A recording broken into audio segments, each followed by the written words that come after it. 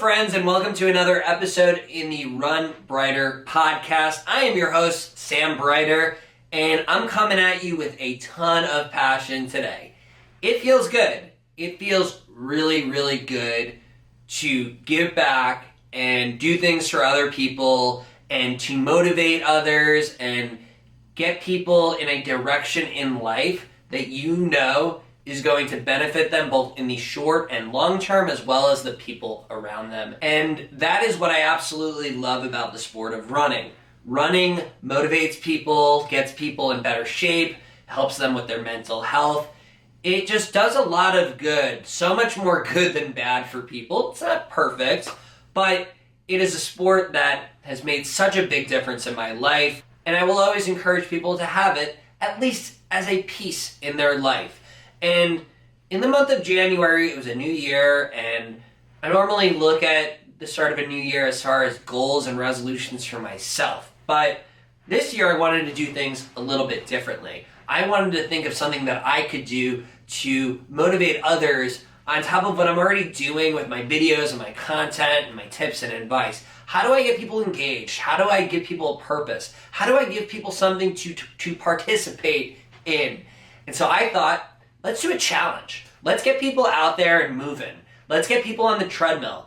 But the problem I have with a lot of challenges is that a lot of times it's the winner, is whoever's the fastest or goes the furthest. I mean, we see that in the modern ecosystem of running races and fitness challenges all over the place. So it had me thinking, what can I do to give something that is inclusive for my community of people and grow a community while doing it, also motivational and realistic, and has like a easy entry into it. And I decided to create my January Mile Challenge, which the way that it worked was this. I was hosted on the app Strava, and anyone could join Strava. You just have to download it onto your phone. You don't have to have the paid version. Every 10 miles that anyone ran, walked, or hiked, they would earn a raffle ticket for every 10 miles that they moved. It had to be logged in the app, so this way I wasn't calculating their 50,000 steps and dividing it by whatever number it was. So that made it easy for me, but it also wasn't a big ask. It was just, hey, log your miles. And what we did was people earned tickets throughout the month. So yes, if you ran, walked, and hiked the furthest, you would earn more tickets, but it's not about who has the most tickets. We did a random wheel of names at the end of the month, and then we had one winner, right? Because every ticket that you had, you earned an additional spot on the wheel. So we had people who had 30 plus tickets, we had people who had one ticket, and in between. And I think someone who had, I want to say 7 or 8 tickets, her name was Juliet, I went to college with her, she won the raffle. And the prize for the month of January was a free month of electrolytes. It wasn't to a specific brand, I don't have an electrolyte sponsor, but I didn't want it to be a specific brand because everyone has different tastes when it comes to electrolytes. Maybe there's something that you want to try or something that you're loyal to, and I don't want to push a specific brand on someone and say, hey, you have to try this. So Juliet, the other day just got her electrolytes in the mail, and I'm excited for her to try those out. It's a new brand that she hadn't tried in the past, so really cool to get back to her. And it was actually her birthday when she won the raffle, so a nice little birthday present for her, unintentionally. I didn't even know it was her birthday. And then she said, happy birthday to me, and then I went on Facebook, and then I saw it was her birthday. So that was really cool. But we're running this back in February. And I know if you're listening to this, because I'm posting this a couple days into February, you're probably thinking, is it too late for me to join February's challenge? It is not. Whether you join on the first day of February or the second to last day of February, you can compete in this challenge. And I want people to know, the work that you put in the month of February should be acknowledged. It should be appreciated, even if you join the challenge late. So any of the miles that you put in and you log through all of February, even if you join at the end of the challenge, you will earn those tickets for it.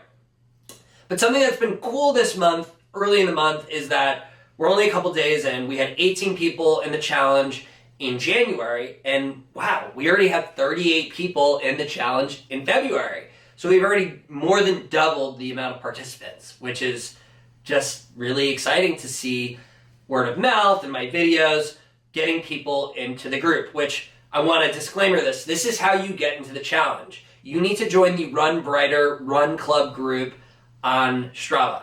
Breiter is spelled B-R-E-I-T-E-R. It's not I-G-H-T-E-R, although that would probably save me a lot of time in my life. Once you join that group, that's me knowing, okay, like you're in the group, but you need to confirm that you're participating in the challenge, because we might have people who are in the group who are not running or they don't want to compete in a specific month. So you need to comment on something on social media saying that you're in. You know, I'm in quotes. You could do that on the Strava page. You could do that on any of the Instagram videos I've made. These videos are posted on YouTube, TikTok, and Facebook. So you should be able to find it somewhere. Or you can even comment on this podcast, whether you're listening to the YouTube version or you're on your favorite podcast app. If there's the ability to comment there, that would work too. But I just need to hear that you're in so I know. So I keep you on the standings and keep track. For the month of February, we are doing a $50 gift to the charity of your choice, which I think is really cool because, of course, it's great to give back to an amazing charity, but everyone has their different passions and different reasons for charities. So, I'd love to hear the story from the winner on why they picked the charity. And then I know that there's a lot of people fundraising for world major marathons, or they're just running a race that has a fundraising component to it, and a charitable donation might help with that. But I want to up the stakes. I really, really want to up the stakes here. Let me tell you.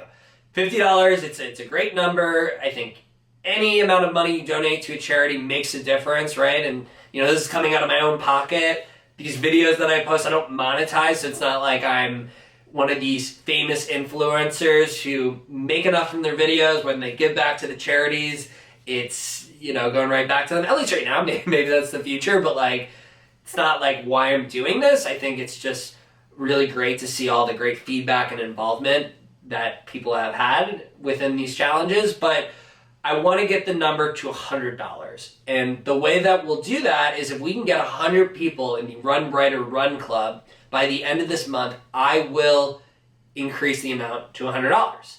Now, you might be saying, well, $100 is great, but why would I be motivated to invite my friends if it lowers my chance of winning? Well, I'm going to incentivize you in two different ways this month to earn additional tickets. The main rules are going to stay the same, but you can earn an additional ticket for every person that you get into the Run Breiter Challenge, or the Run Breiter February Miles Run Club Challenge, that is.